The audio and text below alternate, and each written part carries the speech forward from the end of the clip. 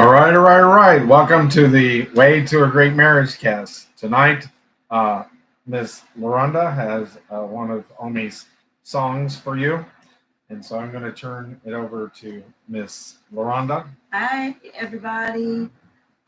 What I've been doing is reading Mom's songs because I don't know the tune to them. This one's called Write It All Down, 1994. When John the Revelator was on the island of Patmos, he heard that voice like a trumpet sound. He was in the spirit on that special day when he heard these words with the power they said. Write it all down, John, write it all down. These words of God should be spread all around. These things you have seen and the things you have heard, you will be blessed if you write it all down. I am the A and I am the Z. I am the beginning and the end, you see. I'm all the powerful. I'm coming again. I saw him standing there, the Son of Man. His hair was like wool and white as the snow. His eyes were like flames of fire that glow. His feet gleamed like bronze. His voice thundered like waves on the shore. His face shone like the sun. He said, "Don't fear anymore. Write it all down, John. Write it all down. These words of God should be spread all around. These things you have seen and these things you have heard, you will be blessed if you write down his word." Thank you, Mom, for that wonderful song about John the Revelator. About Revelations. Oh, yeah, Revelations. Yes. Okay. So tonight, our discussion is on biblical values are under attack. Oh, absolutely. And so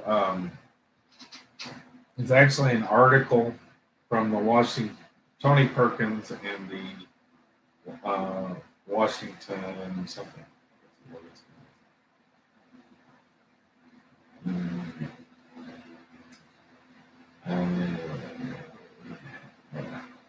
With FRC. What's the FRC? I'm not sure. Oh, okay. Something like Federation of Religious Christians or something. That sounds right. Anyway, it starts off talking about Biden, but I wanted to pick up was today biblical values are under attack in every sphere of society. Compromise has led to a full-on assault, destroying family values, threatening our God-given instruction freedoms, and removing Christian ideals from the public square. Yeah. No Christian ideas from the public square. That's true. And, we're talking about old-fashioned a long time ago in the public square, like downtown, these little bitty tiny towns. Now, what I say happened was, there was a move about, I guess, 15 years ago, where as Christians, we kind of said, well, the news is stressful and we shouldn't, watch it. Right. And because, it just causes your anxiety and stuff like that. Where I grew up, I don't know in your house, but I told you, my grandfather used to watch the news every night. He got me in the habit by the time I was, 4 or 5. Yeah. I was watching the news every night in my house. Yeah. At 6:30, I'd watch NBC. We knew it was coming. Tom Brokaw, and it was probably, and we knew he was Democrat and liberal, but he was the least slanted of the news forecasters. And he would tell us what was going on. Yeah, and then so I don't know if you grew up that way, but by the time my kids got old enough, I didn't watch the news with my kids. I mean, we I remember sitting down watching the presidential debates Yeah. and all that with my parents and dad yelling at the TV, telling, Yeah. telling I can see him you doing know, that. you know, Clinton that he was going to make it where he couldn't. It was his money wasn't going to be worth anything when he worked because it just went through that with Carter. And, Yes. you know, Oh yeah. but my kids, I didn't do that with them. And I think we have become like frogs in a frying pan, and we wake up and the world has changed Absolutely. for the Yeah. worst, you know. And that's what this article is about. Is you know, Christian principles are under biblical values are under attack. Yeah. We were with Uncle Cecil tonight. We went up to WLJC and sang live tonight, and that's what we were talking about on the way back. Was, you know, we're in trouble. You know, we all know that. Tony Perkins asks, "Who will have the courage to speak for truth and religious liberty?" And, it's Family Research Council. Is what Family Research Council. FRC stands for. Family Research Council will even when other believers and churches compromise or stay silent. And so he talks about on May 1st, I don't know if you guys knew this, we found out about it indirectly. The United Methodist Church voted to embrace the orientation of, I call it BLT, BLT. bacon, lettuce, and tomato sandwich plus QRT, whatever, clergy and performance of same-sex marriages. And so we heard about it indirectly. We were involved in the Emmaus community. I had suspicions for years that they were ran by the Methodists, was behind it because of the way that they did a lot of things. Right. Yeah. Their Lord's Supper wasn't leavened bread and that sort of thing. So I had suspicions that they were the Methodists were behind it. Yeah. And we got a text message from our Emmaus community saying that they were going to break with the Emmaus community and go with their own thing because they could not condone what that they had embraced in same-sex marriage. And so, but that's not the end of the story. As shocking as this is, such a radical shift did not happen overnight. You know, that's what we've been seeing this happen for years. Yeah. You know, they've been, you know, slowly allowing, you know, gay and homosexual preachers in their pulpit. Right. And, you know, and allowing gay marriage or doing different things that at least maybe not all of them, but a few here and there. What's it called when they're trying to take us and kind of ease us into it? Desensitizing. Desensitizing. Yes, they have been desensitizing that's why I call it like the frog in the frying pan. Yeah. And so the United Methodist Church and many other churches have been seceding ground to woke ideology for years. You know, in fact, I talked about, I don't know which is in the Waycast, you know, the college down here, their church had a big, you know, Black Lives Matter banner across the front of the church, and putting signs up and doing like this as you go by. They had a gay banner up, from what I understand, here recently. And you know, the church has tried to embrace the things of the world. While many so-called Christians are compromising on biblical truth, there is still a faithful remnant. Just look at what happened with the United Methodist Church voted contrary to God's word. More than 1 million Bible-believing Christians left the denomination. And so that well, that shows you right there, doesn't it? Yeah, that was good. I don't know how large the denomination was, but I think that's about half from from what I gather. And the If thing you've ever is, been in the Methodist church, kind of know they're kind of worse. They're worse off than Baptists. I mean, they Yeah. have 20 or 30 people going to them for Yeah. the way things are. well, the thing that I want people to know is we love gay people. I love them. I've got several friends and family, but whatever the Bible calls sin, we call sin, and you know, Well, I think the thing of it is if we go back to, I mean, they've been to, they made gay marriage legal, but really, the, you know, it was one of those things that they were having to get married to get like benefit, yeah, significant other benefits and stuff like that. It wasn't really, you know, for legitimate reasons. And we've talked about the importance of marriage. To me is it's a Christian thing. right. If people aren't saved, there's no reason really for them to get married. Not really. There's no other than how it affects the kids and that sort of thing. Right. But That's true. But there's no they don't see the biblical reason for marriage, and there's no kind of point in them getting married. At least that's No, what I I mean, would think. well, we were talking about the other day, if a couple is having sex, so they're living together. Well, if they were having sexual stuff, same as living together. I mean, do I condone it? No, I don't.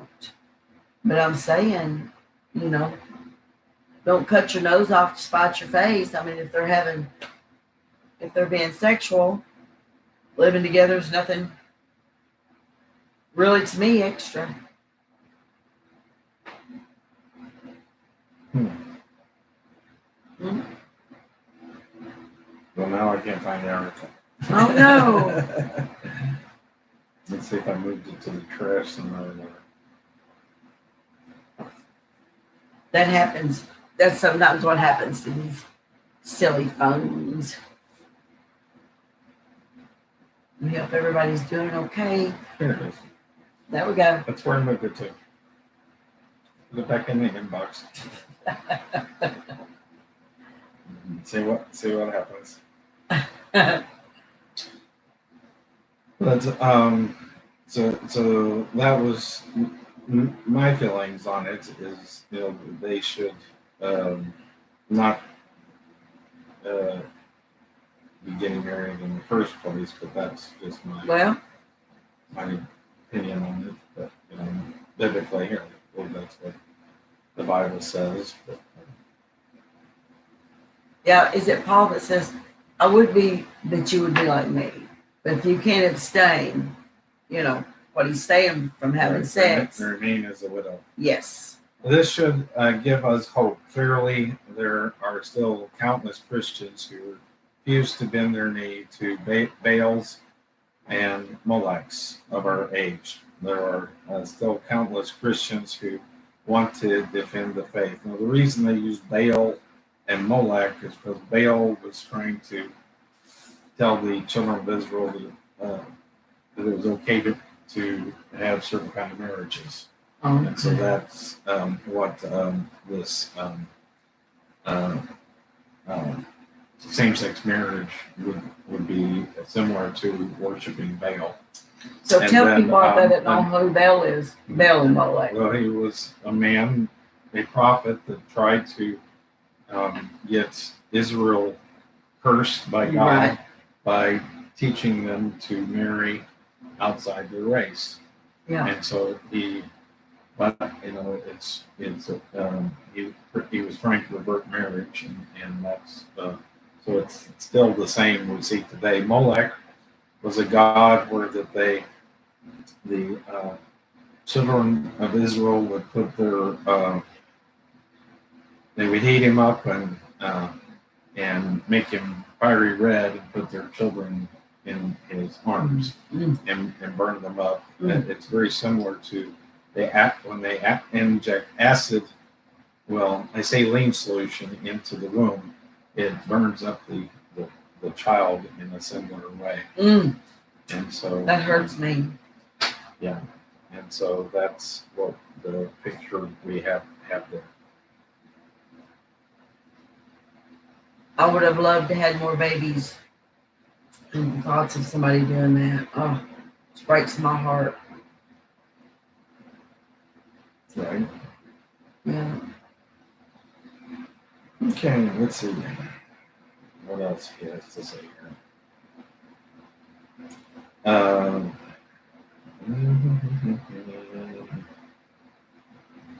But that's basically it. That's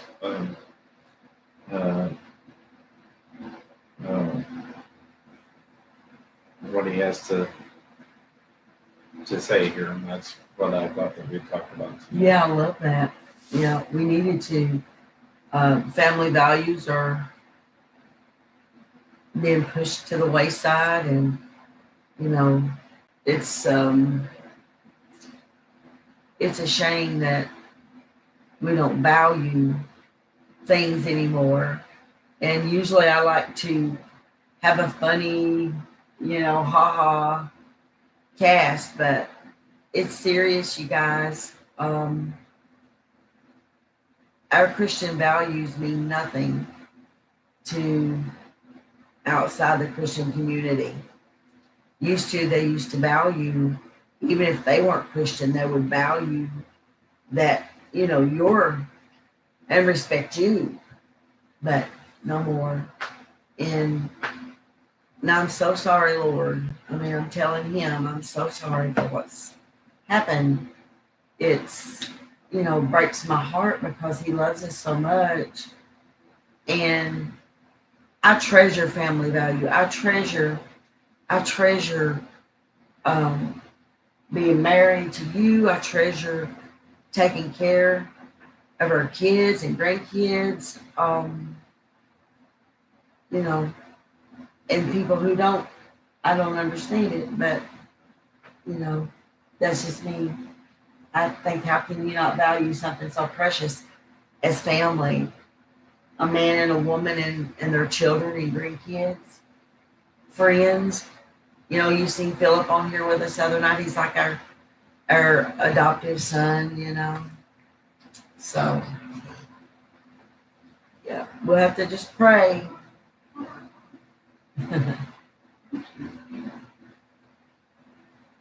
So that's about all I had. Do you have anything else? No, that was very good, and we love being with you all. If you have any questions or anything, let us know. We get Katie up here. Oh, goodness. So she can help us dance. So comment, and ask questions. Please. If you have a good enough question, maybe we'll make it a topic of a Waycast. Then share. I don't have social media. I'm not on social media, so you can share for me. Subscribe. We haven't had any new subscribers for a couple of days. So. Come on, we love you all. Subscribe. And then hit the ding, ding, ding, ding, ding. That woke her up. I thought I was going to have to pinch her. But those are hit the notification button so that you can get notified the next time we're on, so you can come on and harass us live. Please. And so with that, okay. Ready? I'm ready. Are you ready? I'm ready. No, I asked if they were ready. Oh, are you all ready? Good night, until we meet again. Adios, au revoir, I'll be the same till then. And though it's always sweet sorrow to part, you know you'll always remain in my heart. dreams to you. Here's a wish and a prayer.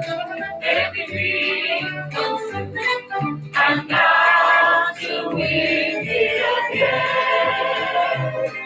Adios, au revoir, I'll be the same. Good night. Good night.